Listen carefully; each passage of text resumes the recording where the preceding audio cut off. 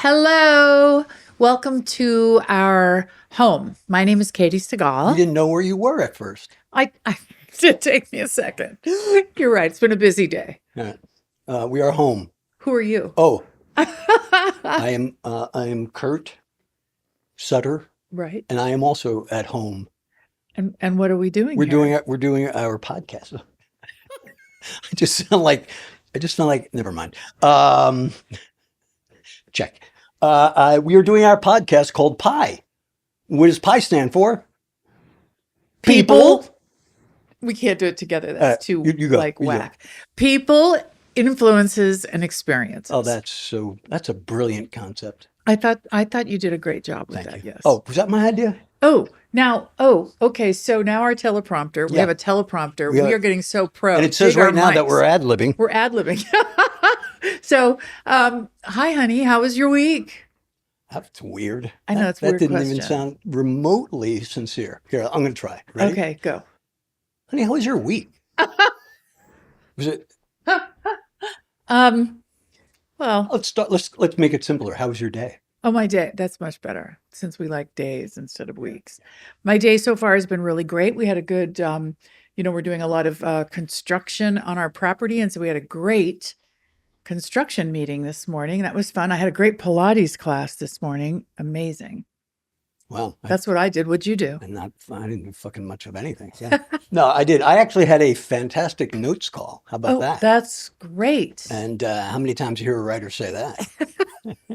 And I was in on that construction What's the meeting. notes call on, Kurt? It's on this new show I'm doing called The Abandons Oh, for the Netflix. For the Netflix.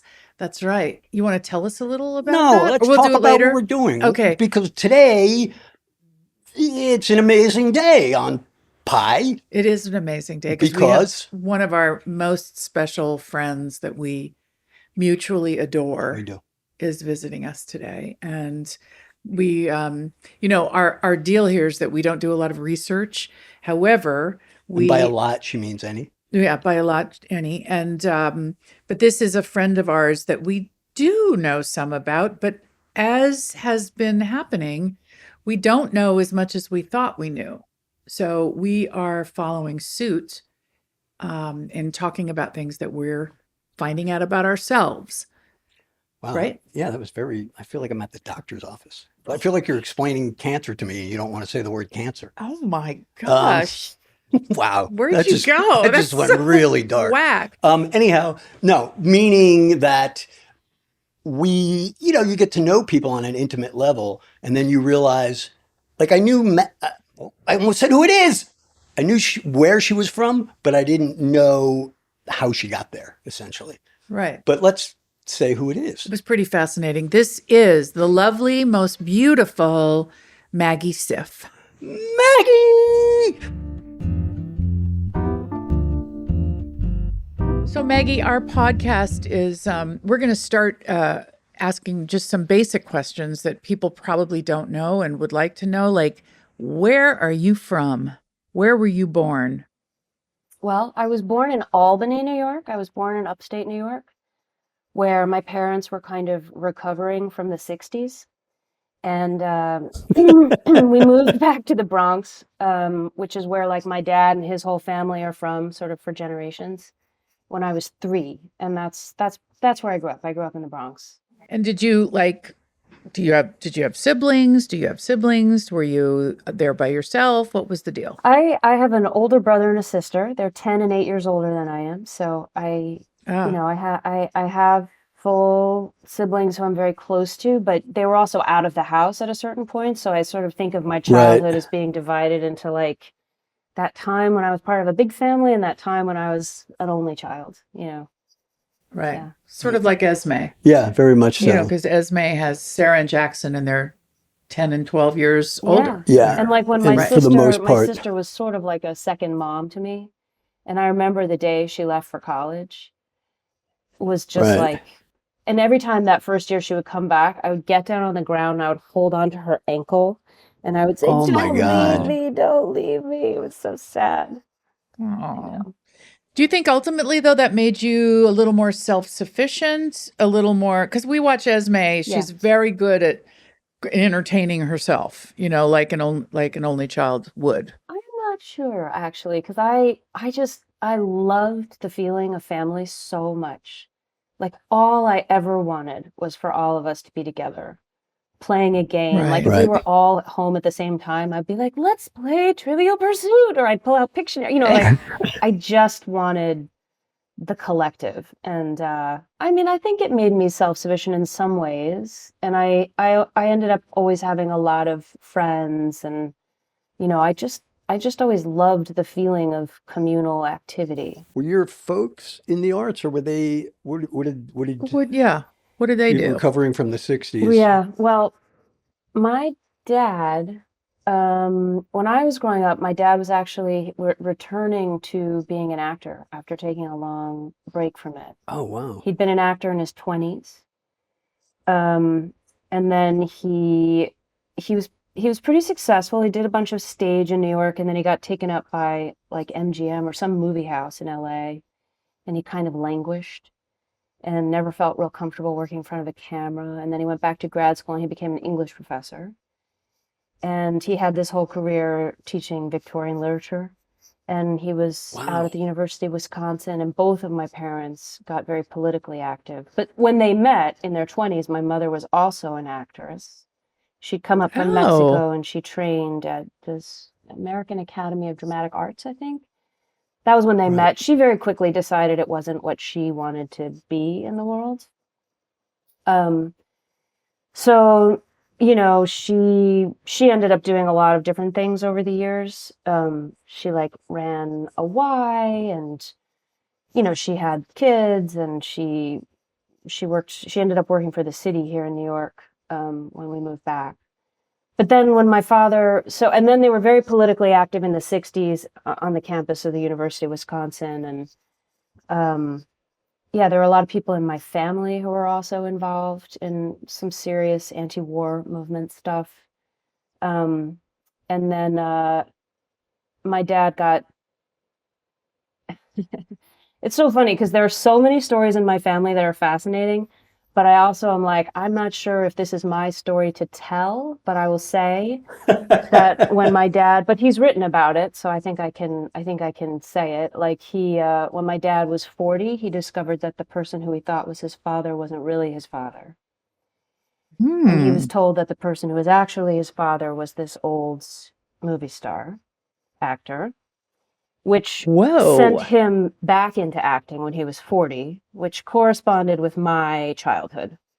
So when I was growing up, my dad was mostly then a theater actor, although he did some television and film as well. And I saw him on stage a number of times. And I mean, I think that's definitely where I caught the bug. The bug. Yeah. Well, first I want to know when you caught the bug, but more so, when you were little, what did you think you wanted to do?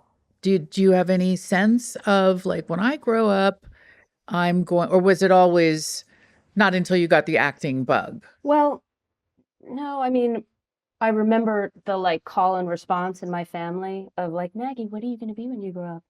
And I would say, I'm going to be a star of singing, dancing, acting, and art. Because Oh, I was like, hello. I'm covering all yeah, bases. I was like, this is Yeah, what's yeah. interesting. This is what's fun. Right. This is where I live. Like, I don't know about the star part, but like, I do like really clearly Yeah. remember feeling like, why would anybody do anything but singing, dancing, acting, or art? What else is there? I mean, what Well, else is there? what I think Wow. what I think is fascinating though is that your dad's response to that information, which I'm sure fucks you up a little Yeah, it bit, did. but that his response was, oh, or my interpretation of that is, oh, this is who I am, hmm and therefore this is what I should be doing, and like, so that energy, whether said out loud or not, I feel like that it's different than, hey, you know what? I'm going to pick that thing up again. hmm you know what I mean? Because Mhm. there's an emotional wave behind that decision that would have to impact Well, the and kid. probably trying to repair some sort of new trauma that was Mhm. introduced. So But maybe I'll connect but back. you got swept up in that energy, which is, Yeah, you know, that's you probably know, really true. I mean, I think it was pretty hard on the family. You know, it's like Hmm. to go back into acting when you're 40 and you haven't done it for 20. And he was, you know, I think my father was, you know, I think the truth is that he loved it so much, and I think he probably missed it. And, you know, all along the way in my career, he just loves so much that I'm an actor.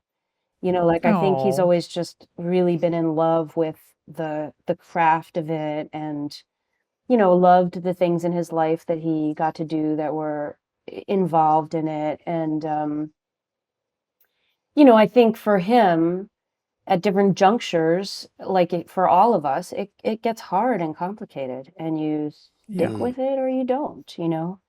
And you know, he was also sort of like multi-talented and multi-interested, and different things like peeled him off from it. So like he mm. was in his 40s, he was so for like for the first 10 years of my life, he was an actor.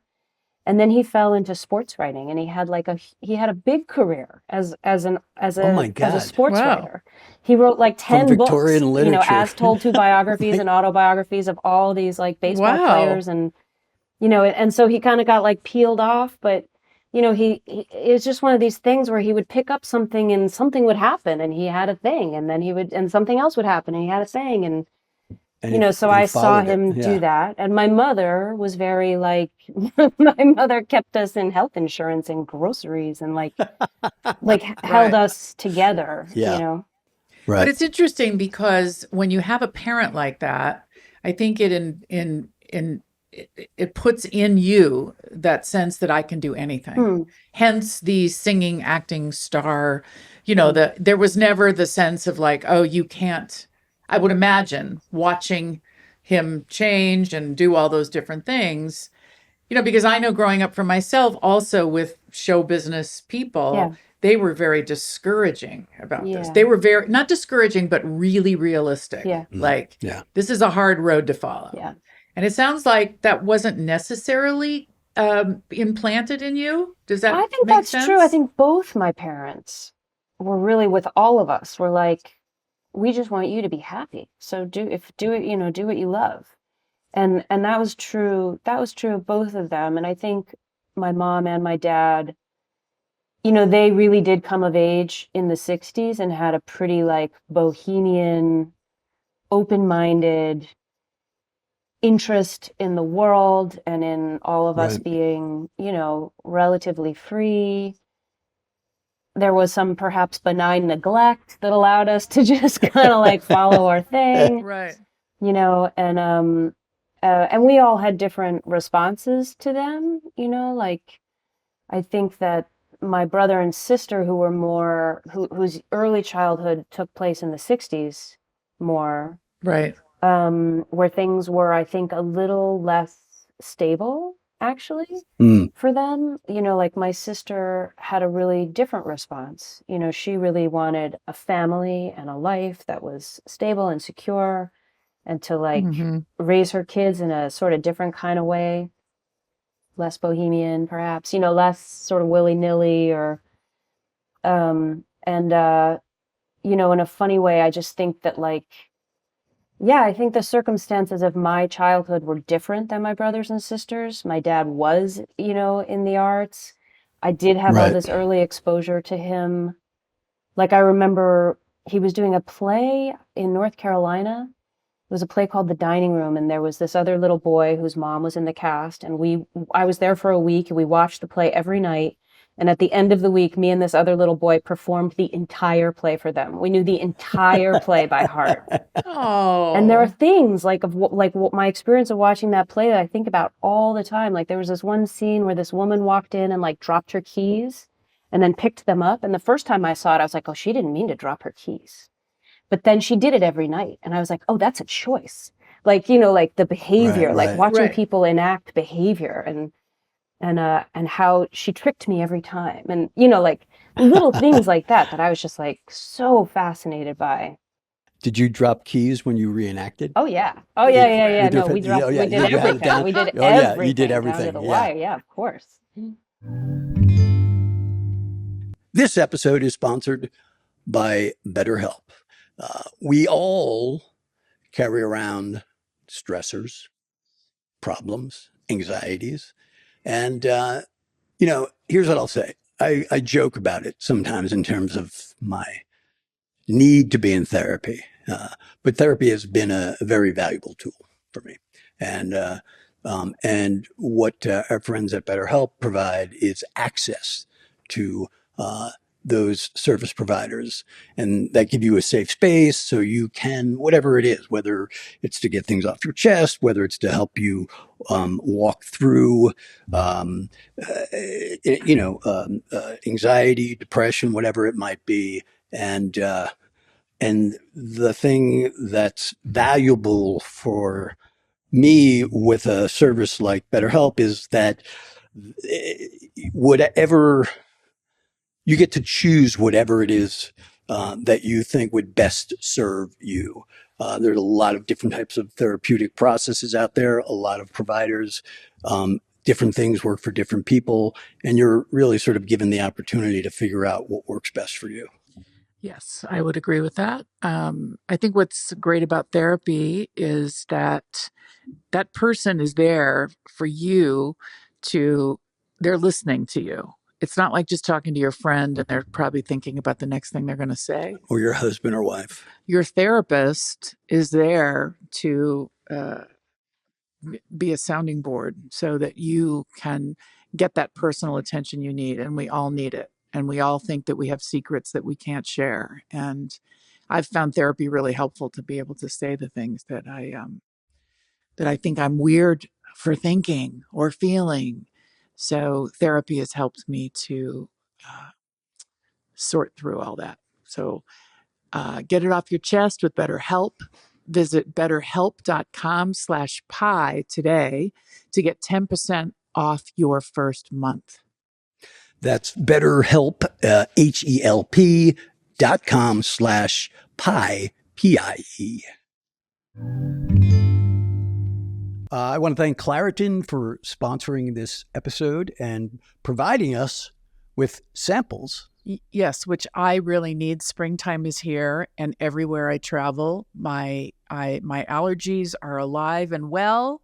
So luckily for those of us with symptoms like mine, we can use live Claritin Clear with Claritin D. And this part is very important, so I'm going to speak in a different voice, which is designed for serious allergy sufferers. Claritin D, not to be confused with regular Claritin, Claritin D, has two powerful ingredients in just one pill. Let me say that again. Two powerful ingredients in just one pill that relieve your allergy symptoms and decongest your nose so you can breathe easier and better. I have used Claritin in the past. I have With success? Yeah. My experience was that I was having these headaches. I didn't know they were headaches. I didn't know they were sinus headaches. And then once I figured out they were sinus headaches, I took Claritin, and I didn't take it all that long period of time, but it did clear up my sinus headaches. Fast and powerful relief is just a quick trip away. Find Claritin D at the pharmacy counter and ask for Claritin D when you're there. You don't even need a prescription. Here's what I would tell you to do. I think you should go to Claritin.com right now for a discount so you can live Claritin Clear. Use as directed.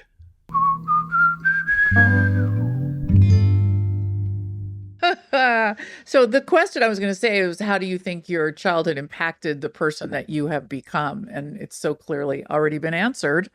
It sounds like the environment you grew up supported what it is that you ultimately were able to fall in love with. It also reminds me that, when you grow up with depression era parents, which is pretty much what Kurt and I grew up with, there is a different sensibility about security. There's always that sense of like, the bottom's going to fall out, and all of that. In wartime as well. Wartime, right? So Yeah. it's a different. I mean, there was definitely wartime then too. However, But it was different because it was the Vietnam War, so it was like Yes, revolution. right. Like I think my It was parents, radical. Right. Yeah. like my mother was head of a chapter of like the Daughters of Ho Chi Minh when they were out in like the University of Wisconsin. Like they were on Hardcore. they were on the edge of like a revolutionary communism. movement. Yeah, And yeah, that yeah, spirit, I yeah. think, is also part of, I think, what they not intentionally, but sort of like what we grew up with, which is like it's not about you got to get a job and you got to have health insurance and you got to keep it all in Right. line and you got to be realistic. Like I don't ever once remember my parents telling me that I needed to be like more realistic. Wow. It's interesting though, Maggie, because when I like think of you as an actor, besides the dedication to the craft, I also think of you as being wholly sensible and pragmatic in your approach. Like, not to suggest that artists have to be flaky and like what time was my call? But Yeah. but we know a few,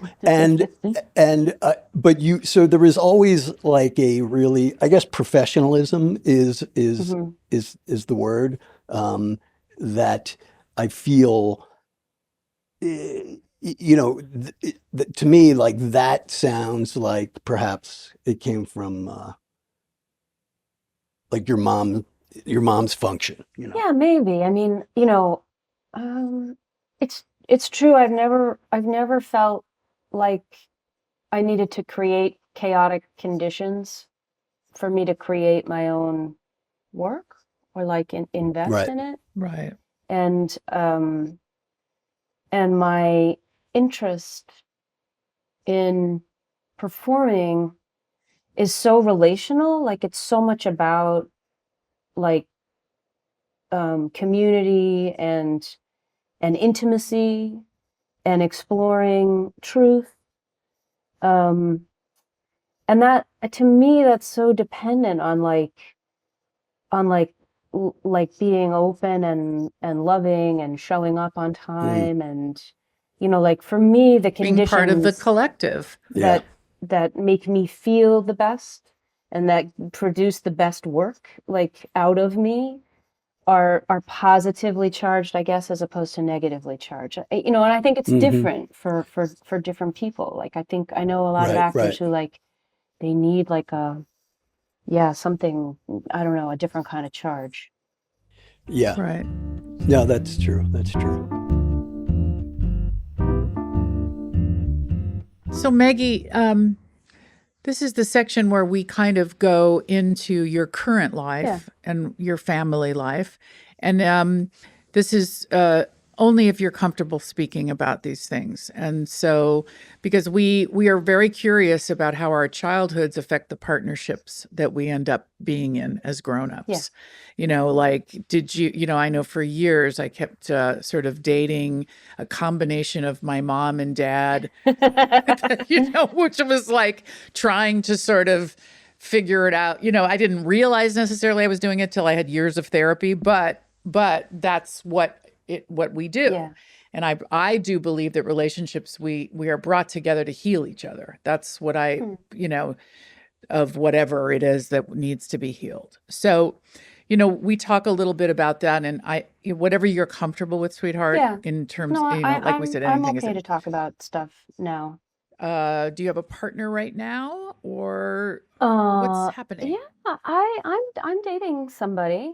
Oh, Yeah. nice.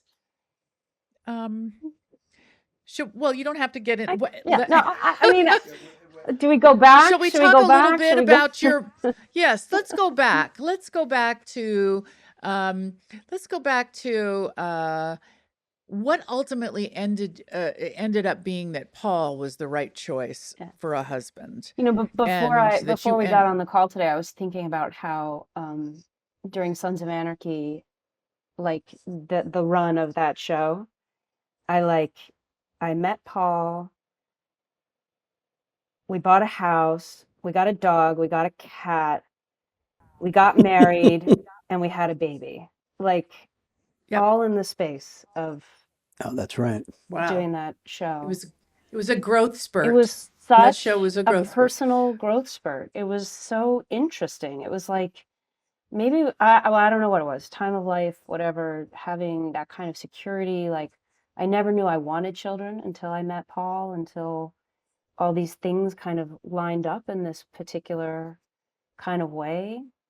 It was. I think it was the writing. It was the down home, like Yeah. really loving, mushy, yeah, it was- slightly yeah. sentimental, Family but not drama. too Yeah. sentimental, just a little sentimental. Norman Yeah, Rockwell. little Norman Rockwell.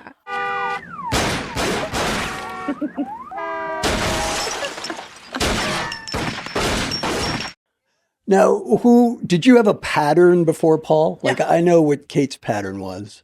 What was your pattern? My pattern was hit and run. That was my pattern. Kurt, you said something to me that I've never forgotten. You said that until you met Katey, you always felt like there was a back door. And that for you, like meeting Katey and getting married was like closing the back door and saying, you know what, I'm going to Yep. stay in this house. I've never really forgotten that metaphor. Yeah, because he had not just me, but those two little kids that I was like, you, this better be serious. I'm not doing this to them. To be fair, there was a lot of shit blocking the back door. Yeah. Meaning what? Me? Meaning, What meaning I wouldn't let you out? no, I'm just saying. There was She a- barricaded it. She put the washer in the dryer I and some other barricaded things the in front back of the back door. There were a few years I really looked for the key and I couldn't find it. So, You did? no. I'm going to find out all these things are going to break my heart. I thought it was just, No. How could, But anyways. no, but that's true. It's any true. long-term thing So is going to have moments of looking for the key, I guess. So but- did you have a That's true. pattern, or are you avoiding that question? No, I'm not avoiding the question. I mean, I've always been a monogamist. So, when I Yeah. first came out to LA, which was pretty much like the year before I started working on our show, I came out to do Mad Men, and that was the end of a 10-year relationship. So I had been with somebody remember for that. a long time who was more, I would say, sort of like my parents, like more he was an artist, he was a choreographer and a dancer, and and I spent my 20s with him, and we loved each other a lot, but we couldn't figure out how to grow together, and we couldn't figure out how to make both of our artistic needs or creative needs kind of align. And he was never going to leave where he lived, and I wasn't going to stay there. And, my career started taking me further and further afield, and he wasn't going to come with me. Right. It was like, it was sort of like, and it was a pretty torturous end to the thing. How was he like your mom and dad? In which ways did you relate? Like I always picked angry dudes. Mhm. My dad was an angry dude. I mean, slightly narcissistic, I would say. Kind of like, he took up a lot of the oxygen in the room. The assumption was that interesting. I was gonna sort of, I ended up feeling like the assumption was that I had to come to him, that we had to, that I was gonna have to bend towards him to make it Right. work. That I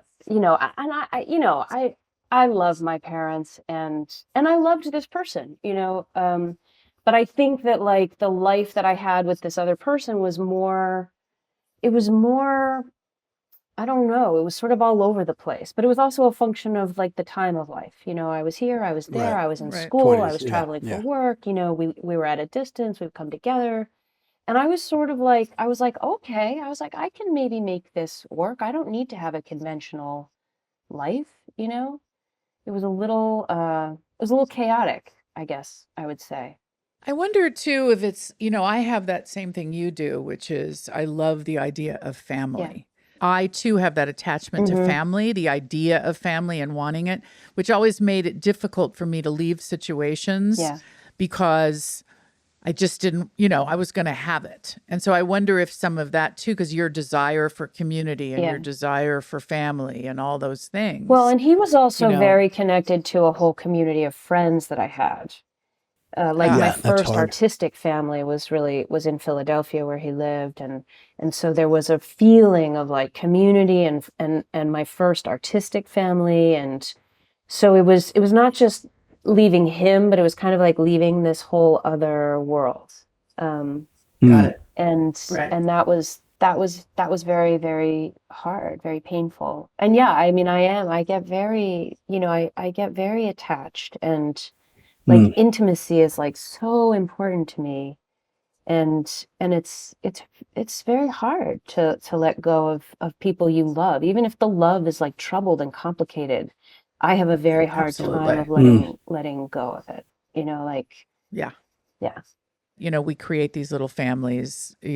I've had very good experiences on long-term television shows. I'm imagining you have had the same where Yeah, I everybody have. And sort of gets familial. also doing theater, it's like these Oh, yes. these like temporary, little pods of family and connection.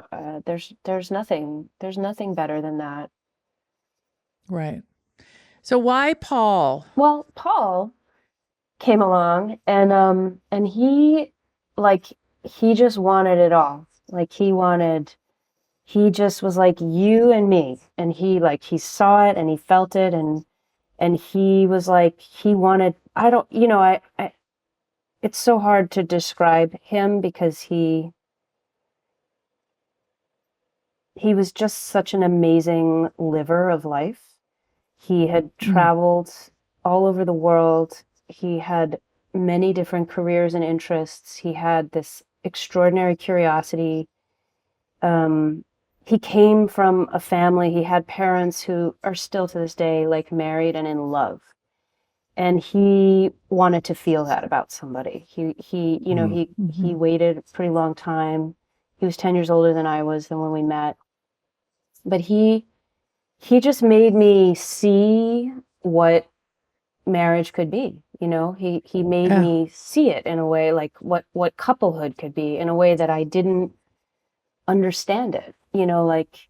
Because my parents actually split many years ago. They've been separated for 25 years, and their marriage was never easy. And it took me many years to see what was wrong there, and then to see what could be. And Paul really made me see like what could be, like the like ground that it could offer me, the kind of like loving support that two people could give each other. He struck me as very stable. That would be my impression. Very, very stable, but also like incredibly emotionally intelligent, like wise, very wise, and deep, and we discovered each other actually through writing each other for like the first year of our relationship. So the way we got to know each other was sort of through this like weird letter writing, email writing, courtship, because he was so romantic. He was I living think in that's London, so but it was romantic. also just like it was a very deep dive into getting to know somebody, and he was the most beautiful writer. And yeah, so it was sort of like, and I was, I was coming out of this long tumultuous thing, and anyway. So, well, you were ready for that. It sounds like, I also believe that we kind of attract the level that I understand he showed you things that you didn't know, but you must have been my sort of philosophy about it is that you were ready to hear those things. It's like the teacher shows up when we're not the, I'm saying, that shows up when we are at the place where we are vulnerable and open enough to hear it. Yeah. And he wanted kids, and I was like, I don't know if I want kids. Like it was never clear to me. But I think it was never clear to me because I couldn't imagine creating a life that had enough like steadiness and ground where I could strike the balance between what I needed, like creatively or emotionally, and what I would need to give, what I would want to give. And he really, he pretty quickly, I was like, oh, I want to have a baby with you. I was like, I could do it with. I really knew that. I really knew that. Lovely. And then there was no And stopping it. then came Lucy. And then came Lucy And then came Lucy. 10 And years ago. it's wild. I know. That's so amazing. You know, that's sort of Kurt's story too, in that he wasn't sure he wanted kids at all. Yeah, I didn't know if, and I'm, and there's 17 podcasts of trauma to talk about why, but I just didn't know if it was a good idea for me to procreate. So and still, even when being with Kate, the kids were part of the package, Yeah. but I, like you, didn't see my capacity to honor that, to be part of that, until I saw it play out Yeah. in front of me, right? Or to see somebody that was like, oh, and look, I love my parents when they passed, and we figured shit out and cleaned stuff up, but I didn't have the role models that said, you should want this. Yeah. Until I saw it play out, and I was like, oh, that's what it's supposed to look like. And did you feel like, Or was it your relationship to Katie's kids that made you feel like you could do it? Were you like, oh, I am somebody to these kids, and I enjoy this, and I'm good at it? And yeah, it was all of that. It was watching, her capacity to be a mother, and the love that she had for these children, and and then, my story with Sarah and Jackson is, for the first, I don't know, 2 or 3 years, my goal always was just to make them laugh. Oh. And I mean, like, and buy them shit. I desperately tried to buy, and I bought them absolutely so much. bought their That's love. perfect. And It's a really good strategy. It is. But to the point of just characters and insane Pratfalls. stories and pratfalls. I was a circus for the first 2.5 years, just trying to, win them over. And, but yeah, absolutely. All of that, I was able to finally say, yeah, if that's how it works, maybe I could do it. No, it's so we had sweet. to get about it in a different way, because I remember dating Kurt, and I'm 6 years older than Kurt, and I remember feeling like, oh my God, if he's going to want kids, I better find out now. And so we kind of took a different kind of path to have our Esme. But I remember feeling like, oh, I want, you know how big your heart gets for your children. And I just wanted him to have that as well, which he was showing with Sarah and Jackson. So, well, I think that's the thing that you can't know until you know, but that's a way of knowing, is like how much love and play and fun and joy that comes into your life with a child, like I mean, it's the biggest lesson. It's the biggest lesson in love. And I remember when I realized that I wanted a kid, it was about Paul first and foremost, and us, and wanting his kid. But also I realized that, like, to that moment before Paul, like the constant complexity and intimacy and negotiation and like my interest in intimacy, like my relationships with my parents had been so important to me, and so like had been this like lifelong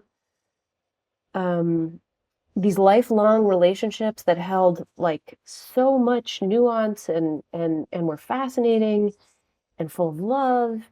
And I was like, I want that on the other side of me. Like I just had this feeling of wanting those kinds of relationships to surround my life, and that I would really miss something if I didn't do that.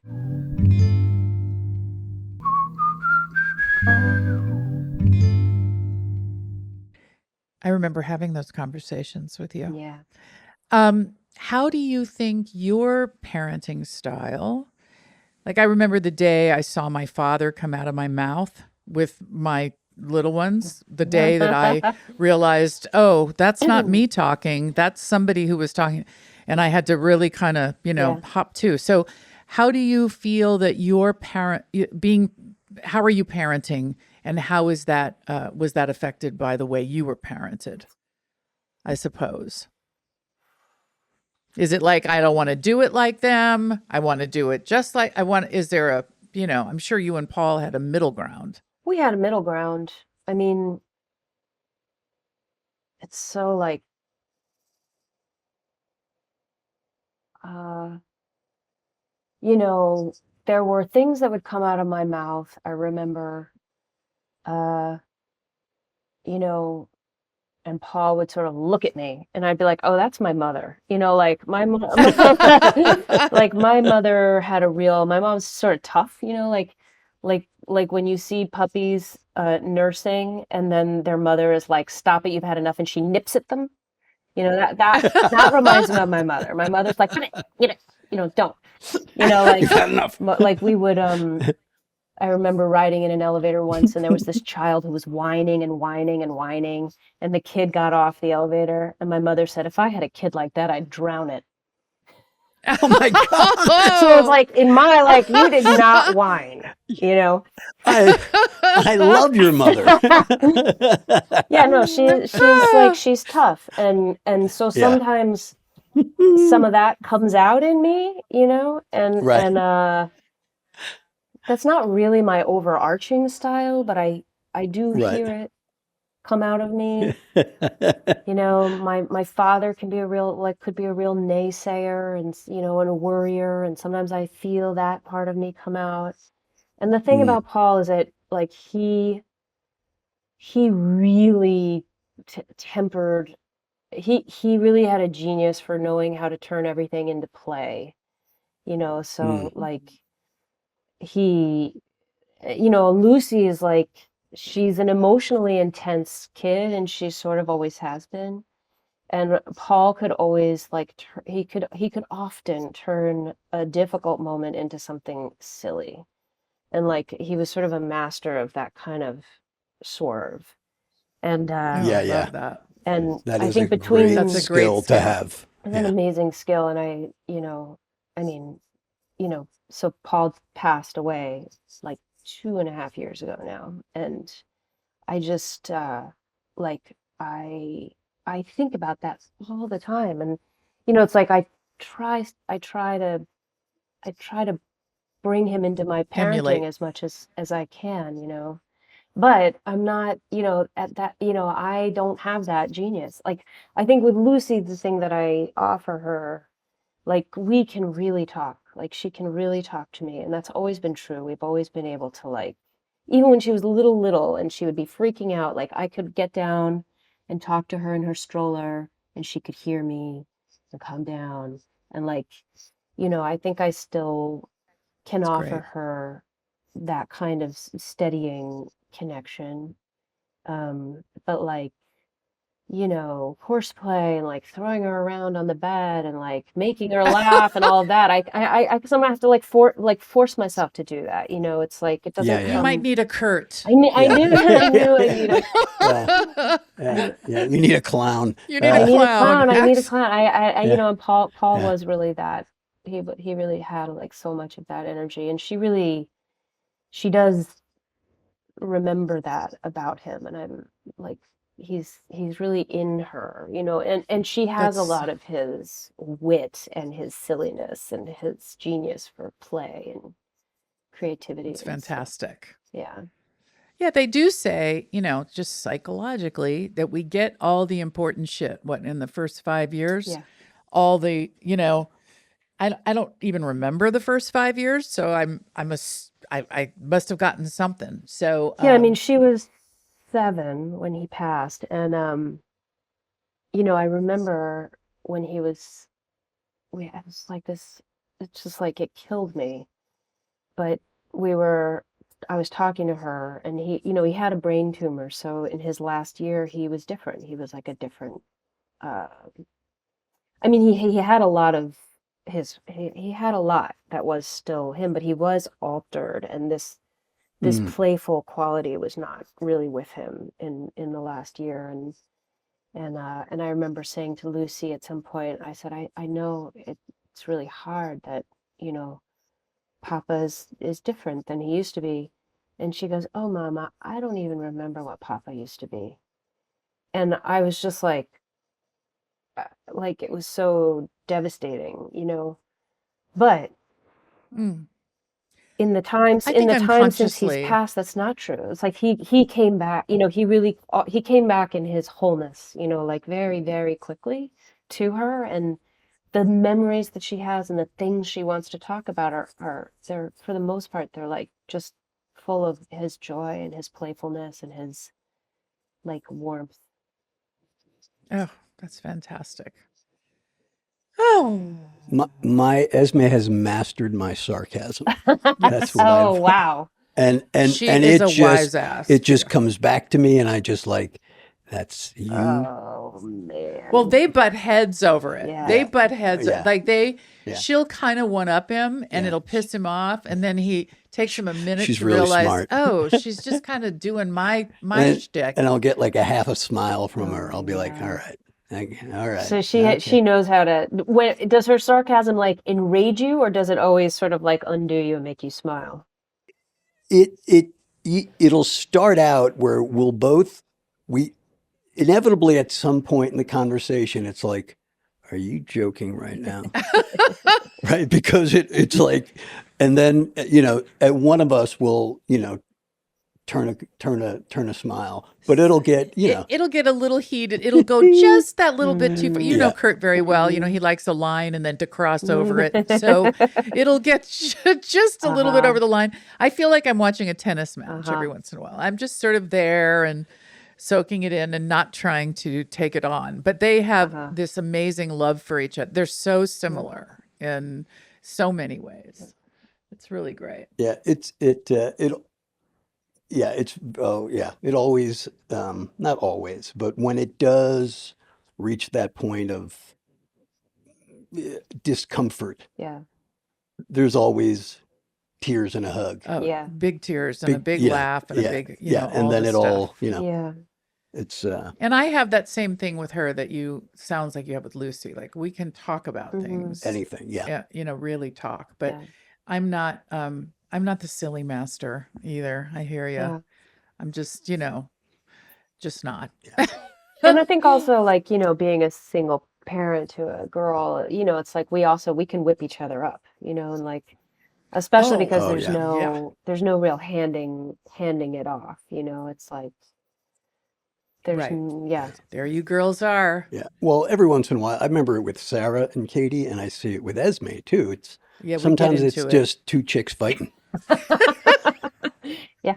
As women, like my daughters are all like little lawyers. Yeah. They are great at the yeah buts and those kind of conversations. With a boy, it was a lot simpler. Like Mhm. no means no, and not a lot of not that I'm saying all boys are this way, but it was definitely different. Yeah, I mean Lucy is like yeah, she's a little lawyer, and if she wants something, she will just keep keep keep Mhm. keep, and every once in a while if I'm tired or if I'm like I'll be like, all right, and then that win becomes the ground for like the Yeah. next thing, like, and Yep. it enforces this like persistence that I, like, and then when you have to really be like, I mean, no, I'm not changing my mind, there's no going back, stop asking, it's like and then it can go Yeah, Yeah. yeah. Yeah. Oh, and yeah. you're lost. Yep.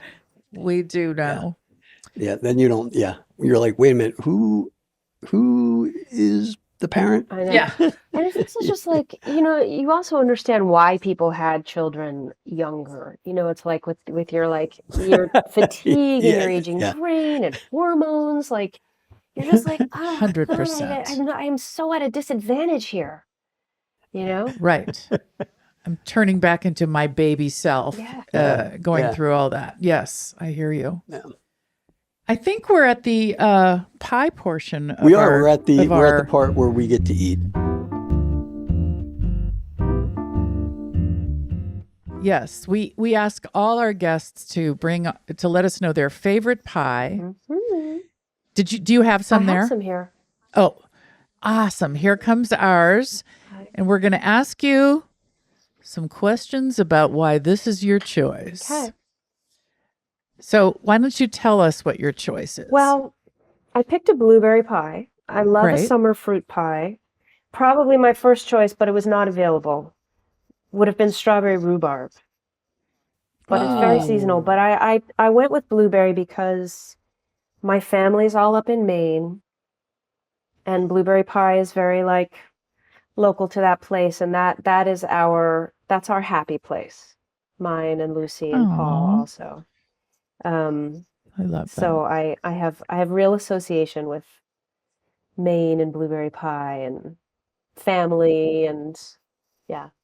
It's interesting. Rainn Wilson, when he was here, his favorite choice was just rhubarb. Really? And his complaint was that you can't get rhubarb without strawberry No. because it's too tart. So he went with Marionberry, Marionberry. which I guess Marionberry. and Oh, she knows what it is. Mhm. but it is but for the same reasons, really. It's interesting. It's Oregon. Oregon. yeah. He's He's from Oregon. but there was an Yeah. association of hometown and family and Right. Mhm.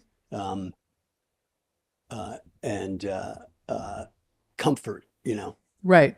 This blueberry pie is delicious. It is. Where did we Where get did this you pie? guys get? Winston? We have blueberry pie too. Oh, you We're do? eating what you're eating. Second place pie, and hers is Petey's. You Yours have is Petey's pie. We Petey's. have, where's this? Second place pie. We, They're the other. Do you all But the other spot, we have- eat the same pie? You eat our pie? Yes. We eat your Oh, pie. that's so Yes, nice. we're all eating blueberry pie. Yeah. having the blueberry pie. I love yes, we it. have to. Otherwise, I can't Yeah. qualify. And this is also the part where we talk about, if you would like to, which we would love for you to do, what you are working on, what is happening, What's next? if anything, or if you have some sort of charity that you would like to promote, or, something that you're Cool. involved in. Sure. Well, we'd like to hear both. We want to hear all. I am next week about to start rehearsing a play called Breaking the Story at an off-Broadway company called Second Stage. It's about a war correspondent. Ooh. It's a very intense, kind of interesting, nonlinear experience of this female war correspondent. So I've been deep into researching that world, which is really, really intense Ooh. and interesting. Mm. Is it like a one-woman show? Is it mainly? It's not a one-woman show. It's there's a cast of 7. It's kind of this, but it is through the prism of this woman's brain. So you spend the play. You're like, are you watching? It's sort of nonlinear, and you're it's some experience of her consciousness. I don't want to give it away, but Right.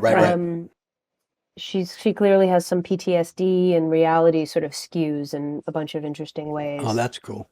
And yeah, it's sort of really it examines a few things. One of them is sort of like the female war correspondent. A lot of these women have children and choose to keep going back to these conflict zones, and so there's sort of like an exploration of that, and then also the sort of adrenaline, the PTSD and the sort of the adrenaline that drives people back to places like that, and then I think it also sort of takes on a little bit of like truth and what it means, sort of the ethical implications of what it means to be a reporter. Right.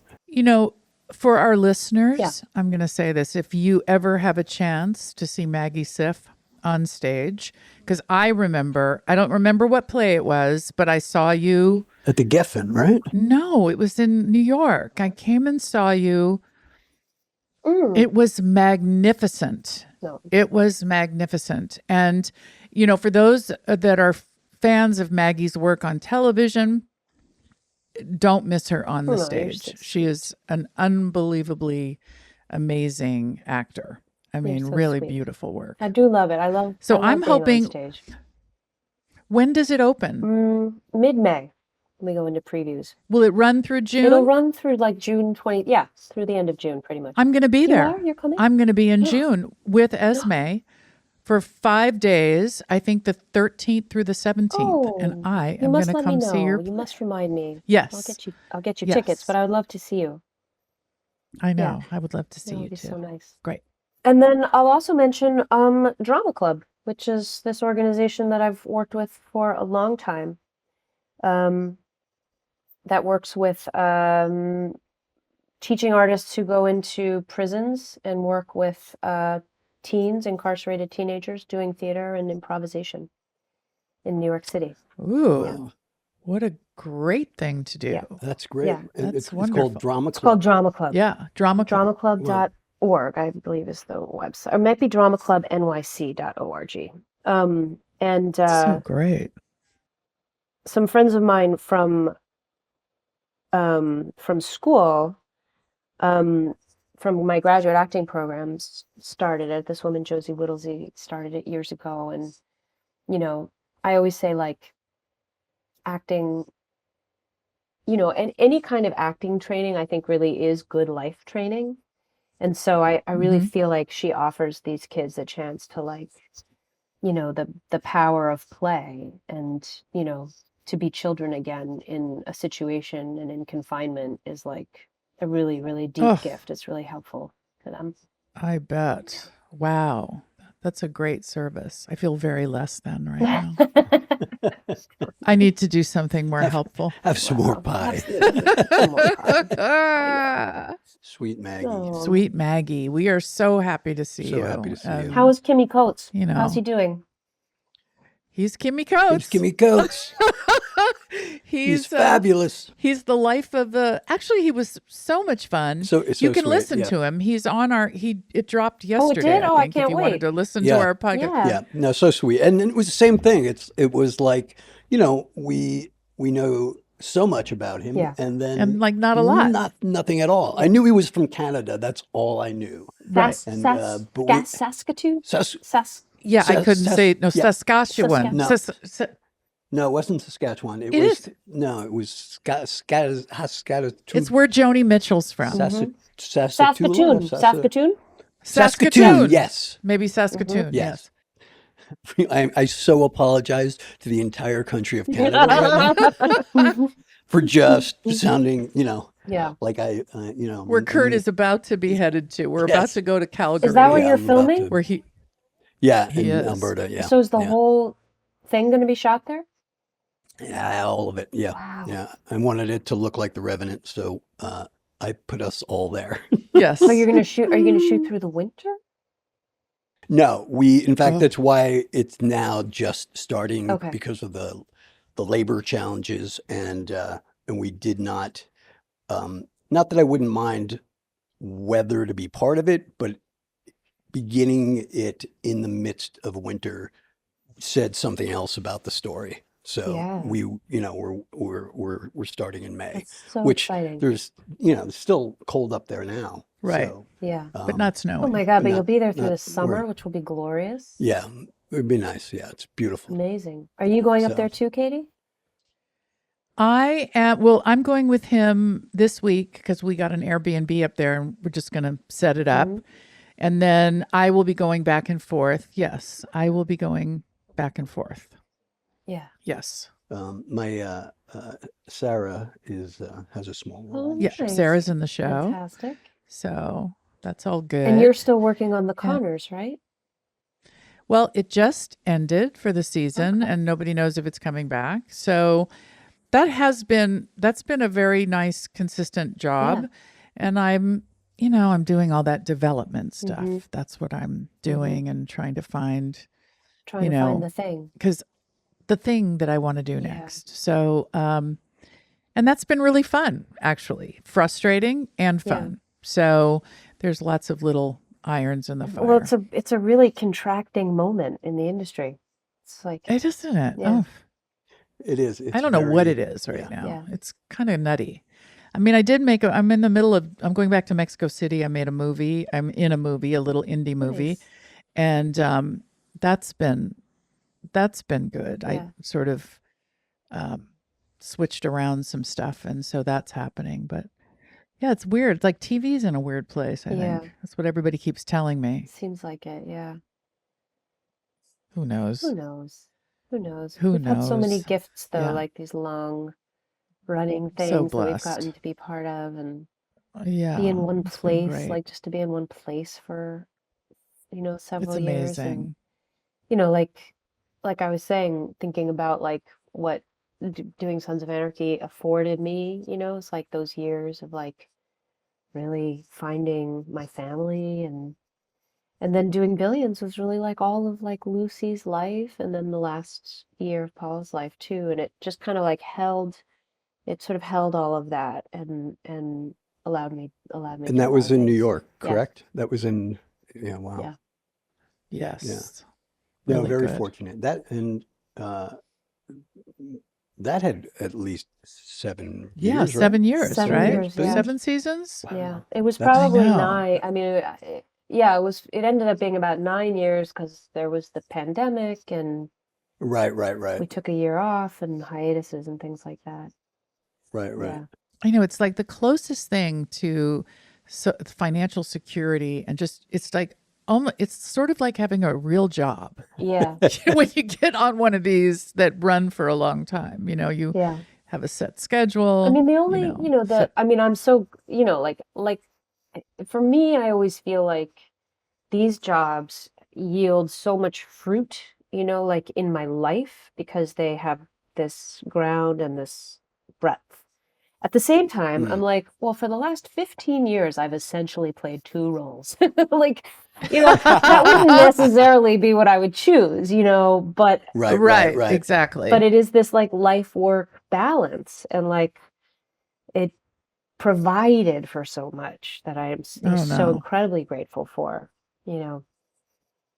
I had both Sarah and Jackson when I was on Married with Children, and I remember, being able to bring them to the set, and they would set up a little room for them, and then I wouldn't take any other work when it was hiatus time. So I hear you. It was really like, but I got to stay in LA and raise my children. So it was a great trade-off. Yeah. I mean, I feel like, especially as an actress, as a woman, if you can figure out how to have a career and raise children and like give to family the way like you want to give to family and the way I want to give to family, it's like it is a trick, it is challenging. It really is. I remember having conversations with you at that time, and you were like, when am I gonna, I know. when's the right time? And I think you came to Kurt and told him you were pregnant. Well, I remember because this Season 6, I believe it was season 6. it was about your character Yeah. pretending to be She was pretending to be Pregnant. pregnant and she threw herself on the corner of a desk right, and then just to blamed show it on Gemma Right, that right, she was going to like right. kill the baby or something. It was like for Gemma's benefit, I think. yeah. It- And you had to come to us and say, you know what? I don't think I should do I that. was like, I need a double. Yeah. And we're like, why? And I remember you, Paris, coming to me saying, we should talk. Yeah. Yeah. And that's how we found out. So Well, people are much more accommodating now to that, to what women need. It's just really, it's part of life. It's important. So Yeah. Thank God. Yeah. Yeah. yeah. Anyway, I think Beautiful, Maggie. we're about to wrap Oh, up, you Maggie. guys, this is so beautiful to see I you. know. I hope Really I see you great to soon see- in New York or LA. I'll let you know next time in Yes. LA. I haven't been there in a long time, but Do you still have your place here? I do. It's rented out, to some people who Right. who are very happy. They're like Norwegian carpenters and they take care of everything and as they come up and take good care of the Wow. place and they're like That was the last I just description I remember- expected to come out of your mouth. I remember going to Maggie's in LA and you had that stairway. And I just thought, oh my God, how does she get groceries up Yep. here? She lived up the top of a mountain. I know. Well, apparently, if you're Norwegian, Beautiful you once have you no got up problem. there. There. It was a house designed for people who like didn't want their aging parents to visit them, which our parents constantly reminded us of. They were like, "You really don't want us to come see you," and people who didn't want Just a few more flights, Yeah. Mom. and people who didn't want children or didn't have children. I remember when we were looking at the house, we were like, "Well, we might get this house because we don't have children, and nobody who has children is going to want this house." And then we had a child. It was just a couple years later, but it kept us in shape. All right. Oh, beautiful, We love Maggie. you, Maggie. We love you. Thank you. Hopefully, I'll see you in person soon. Yes. All right. Love you, babe. Thank you for my pie.